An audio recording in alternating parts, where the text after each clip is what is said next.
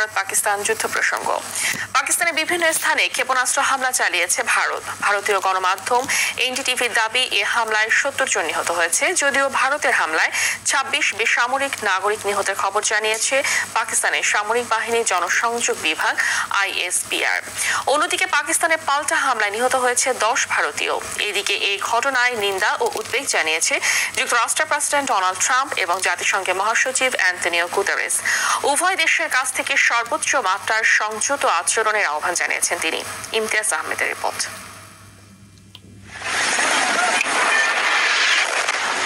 মঙ্গলবার মধ্যরাতে পাকিস্তানের একাধিক স্থানে মিসাইল ছোড়ে ভারত। গভীর রাতে ভারতের আকাশসীমা থেকে পাকিস্তানের ভাওয়ালপুর, কোটলি, মুজফফরাবাদে ছোড়া ক্ষেপণাস্ত্রে বিস্ফোরণের ঘটনা ঘটে।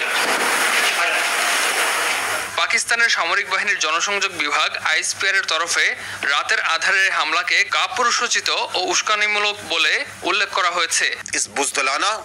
রাতের আধারে পাকিস্তানে ভারতের এ হামলা ছিল কাপুরুষোচিত। আমরা সম্পূর্ণ প্রস্তুত। সঠিক সময় ও স্থানে এর যথাযথ জবাব দেয়া হবে।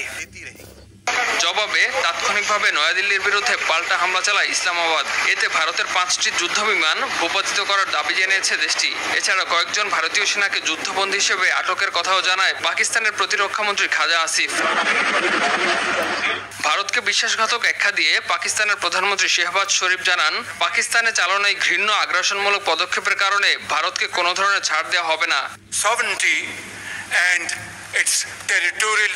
এদিকে পাকিস্তানের ভূখণ্ডে মধ্যরাতে ভারতের এমন সশস্ত্র হামলাকে লজ্জাজনক আখ্যা দিয়েছেন মার্কিন প্রেসিডেন্ট ডোনাল্ড ট্রাম্প।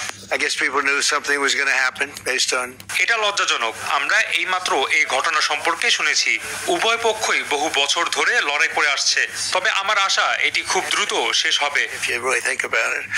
পাকিস্তানে ভারতের ক্ষেপণাস্ত্র হামলার পর এক বিবৃতিতে জাতিসংঘ মহাসচিবের মুখপাত্র স্টিফেন ডুজারিক জানান, নিয়ন্ত্রণ রেখা ও আন্তর্জাতিক সীমান্ত জুড়ে ভারতের সামরিক অভিযানে মহাসচিব গভীরভাবে উদ্বিগ্ন।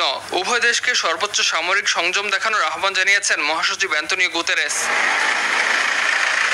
ইমতিয়াজ আহমেদ, RTV।